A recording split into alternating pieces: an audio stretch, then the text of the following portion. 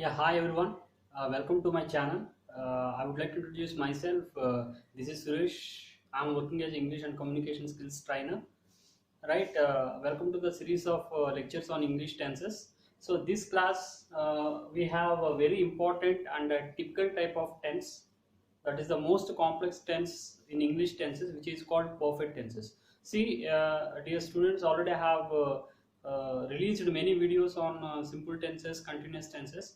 This class we are going to learn perfect tenses. Okay, without wasting of time, we are let's we get started today's topic lecture on tenses. What tenses? Perfect tenses. Okay. So as usual, I would like to request you all of you, please like, share, and subscribe my channel. So I want to move to the first one from the perfect tenses. Here it is present perfect, then past perfect, then future perfect. Okay. Before we are going to the topic, once we have a small recapitulation regarding the previous videos. So first lecture I have released about introduction about the tenses. Second video on all simple tenses. Third video it is on continuous tenses like present continuous, past continuous, future continuous tense.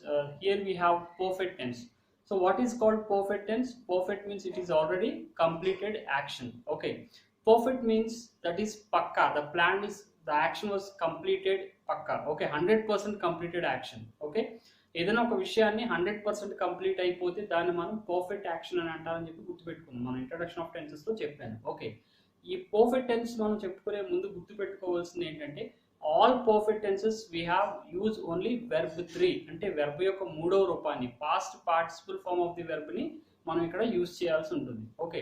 That is the speciality of the perfect tense. Okay. Simple tenses లో V1 form ని use చేసాం, past లో అయితే V2 use చేసాం, future లో అయితే will or shall V1 use చేసాం. అదే కంటిన్యూస్ టెన్సెస్ కి కామన్ గా అన్నిటికీ ఇంగ్ ఫామ్ మనం వెర్బ్ ని యాడ్ చేసాం. లైక్ గోయింగ్ అని, టేకింగ్ అని, డ్రింకింగ్ అని ఇలాంటి వెర్బ్స్ మనం చూసాం. టేకింగ్ అని. సో పర్ఫెక్ట్ టెన్స్ యొక్క స్పెషాలిటీ ఏంటంటే the action completed, 100% the action completed. దాన్ని మనం పర్ఫెక్ట్ టెన్స్ లో చెప్తాం. వెర్బ్ యొక్క మూడవ రూపాన్ని, third form of the verb ని మనం ఇక్కడ యూజ్ చేయాలి. That is called V3. Okay. So move on to the first type, present perfect. Later we move on to the past perfect, next future perfect. Okay, I will give you the discrimination differences among all these perfect tenses. Okay, first one is present perfect tense is the format is subject, modal auxiliaries, V3, object. Okay, subject, modal auxiliary, V3, object. Okay, coming to the perfect tense, what is called present perfect? What is the purpose of learning?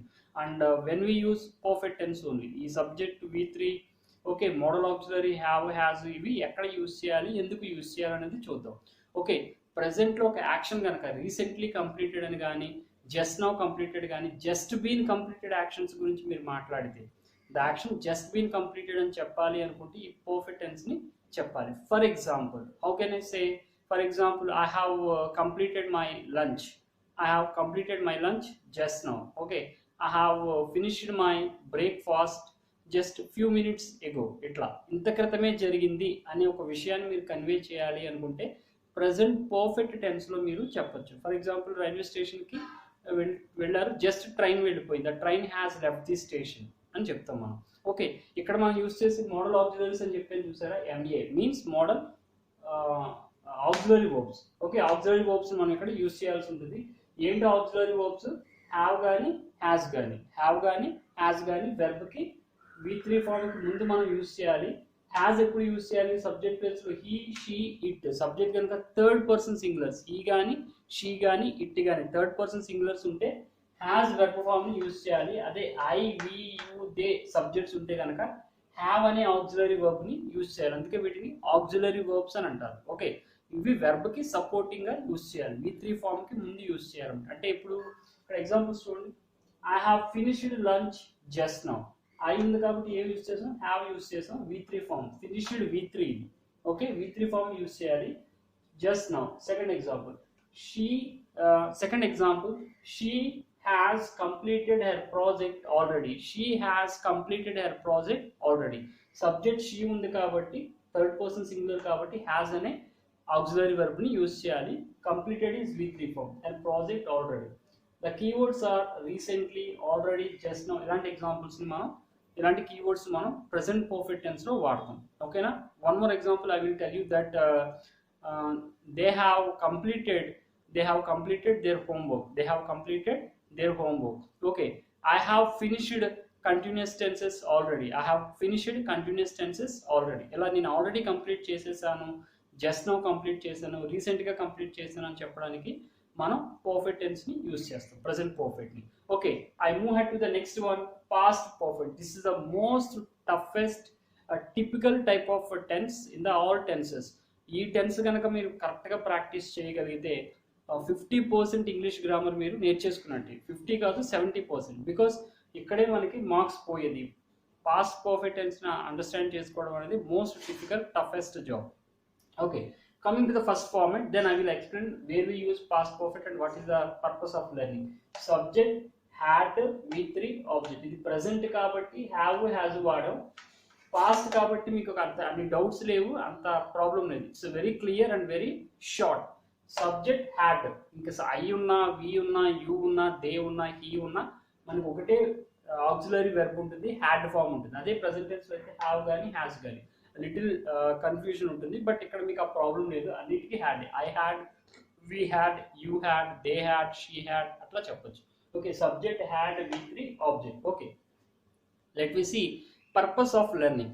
అక్కడ have, has తీసి had పెట్టేస్తే సరిపోతుందని చాలా మంది చెప్పొచ్చు, కానీ past పర్ఫెక్ట్గా ఒక స్పెషాలిటీ ఉందండి ఇంగ్లీష్ టెన్సెస్లో. ఏంటా స్పెషాలిటీ అంటే గుర్తుపెట్టుకోండి.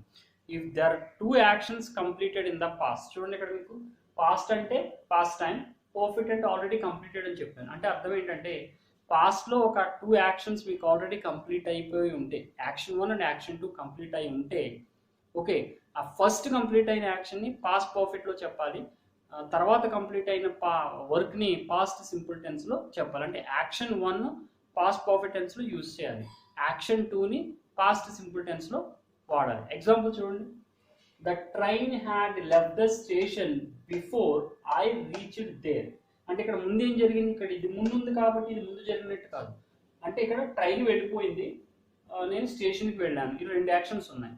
ఓకే, అంటే ట్రైన్ వెళ్ళిపోయిన తర్వాత నువ్వు స్టేషన్కి వెళ్ళావా, నువ్వు వెళ్ళిన తర్వాత ట్రైన్ వెళ్ళిపోయింది అనేది చాలా ఇంపార్టెంట్. ఓకే, అంటే ఇక్కడ చూడండి, ఒక సెంటెన్స్ చూస్తే మనకు అర్థమవుతుంది. బిఫోర్ ఐ రీచ్ దేర్ అంటే నేను వెళ్ళటానికి ముందే ఏం జరిగింది, ట్రైన్ వెళ్ళిపోయింది. మనం సింపుల్గా ట్రైన్ లెఫ్ట్ అని చెప్పకూడదు, ఏం చెప్పాలి, ఇది ఫస్ట్ యాక్షన్ కాబట్టి దిస్ ఇస్ యాక్షన్ 1. ఓకే, మీకు చెప్పిన రూల్ ప్రకారం ఇది యాక్షన్ 1 కాబట్టి ద ట్రైన్ హ్యాడ్ లెఫ్ట్ అని చెప్పాలి. The train had left the station before I reached there. నేను అక్కడికి వెళ్ళటానికి ముందే ట్రైన్ అక్కడి నుంచి వెళ్ళిపోయింది. సో 2 యాక్షన్స్, ఒకటి నువ్వు వెళ్ళావు, ట్రైన్ కూడా వెళ్ళిపోయింది. కాకపోతే ముందు ట్రైన్ వెళ్ళింది, తర్వాత నువ్వు వెళ్ళావు. ఓకేనా? Second example, the bookings had closed before I went to the theatre. The bookings had closed before I went to the theatre. So ముందేం జరిగింది, బుకింగ్స్ క్లోజ్ అయిపోయింది. ఓకేనా? బుకింగ్స్ మూసేశారు ముందే. ఎప్పుడు టికెట్ బుకింగ్ అనమాట, ఎప్పుడు నేను థియేటర్కి వెళ్ళటానికి ముందు. కాబట్టి ఇది first action, this is action 1. Okay, ఇది ఫస్ట్ యాక్షన్ కాబట్టి హ్యాడ్ క్లోజ్డ్ అని చెప్తాం.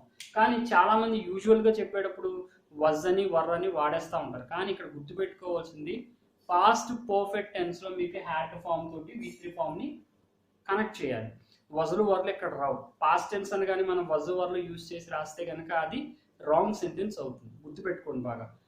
ఓకే, పాస్ట్లో 2 యాక్షన్స్ ఉంటే కనుక ఫస్ట్ కంప్లీట్ అయిన యాక్షన్ని పాస్ట్ పర్ఫెక్ట్ టెన్స్లో చెప్పాలి, యాక్షన్ 2 తర్వాత కంప్లీట్ అయిందని పాస్ట్ సింపుల్ టెన్స్లో మనం యూజ్ చేయాలి. చూడండి ఇక్కడ I reached there past simple, subject plus V2.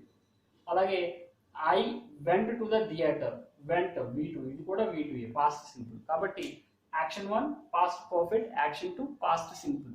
ఇది మీరు బాగా ప్రాక్టీస్ చేయగలిగితే that should be very very useful to you. So one more example. Okay, listen very carefully, very short, brief and very simple. The class, okay, coming to 2 actions ఇస్తున్నాను, meanwhile you can think. Okay, class start అయిపోయింది, నేను క్లాస్కి వెళ్ళేటప్పటికి, that is an example. How can you say, yeah, the class had started before I went to the class room. I went to the class room, నేను క్లాస్కి వెళ్ళేటప్పటికే class already start అయిపోయింది, ఎట్లా చెప్పొచ్చు. ఓకేనా? Past perfect plus past simple. That is the purpose of learning past perfect అండి. Okay, అంతేగాని సింపుల్గా have or has పీకేసి హ్యాడ్ పెడితే పాస్ట్ పర్ఫెక్ట్ కాదు. Next one is very easiest one, future perfect tense. So perfect అని చెప్పాను కదా, completed action. అలాగే ఫ్యూచర్లో కంప్లీట్ అవే యాక్షన్. అంటే ఫ్యూచర్లో కంప్లీట్ అయ్యే యాక్షన్ ఏంటంటే మనం ఎష్యూరెన్స్ ఇవ్వడం, 100% అది జరుగుద్ది అని చెప్పడం.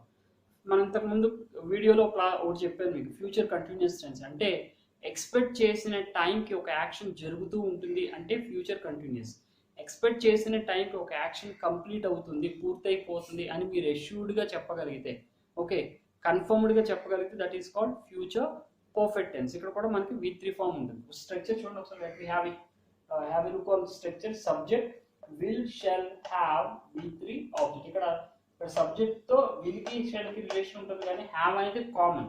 ఓకే, అన్నింటికీ హ్యావ్ ఫామ్ వస్తుంది, బట్ విల్ షెల్ అనేది సబ్జెక్ట్ డిసైడ్ చేస్తుంది అనమాట. మనం ఆల్రెడీ ఎర్లియర్ వీడియోలో చెప్పుకున్నాం. సింపుల్ టెన్సెస్ చెప్పినప్పుడు ఫ్యూచర్ సింపుల్ టెన్స్ కి విల్ ఎలా వాడాలి, షెల్ ఎలా వాడాలి అక్కడ చెప్పుకున్నాం. Same we can apply.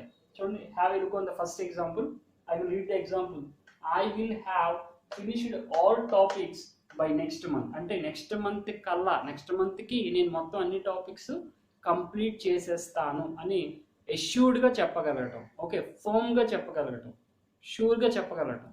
That is called future perfect. Okay, మీరు అలా ఇండెఫినెట్గా చెప్తే ఫ్యూచర్ సింపుల్ అవుతుంది.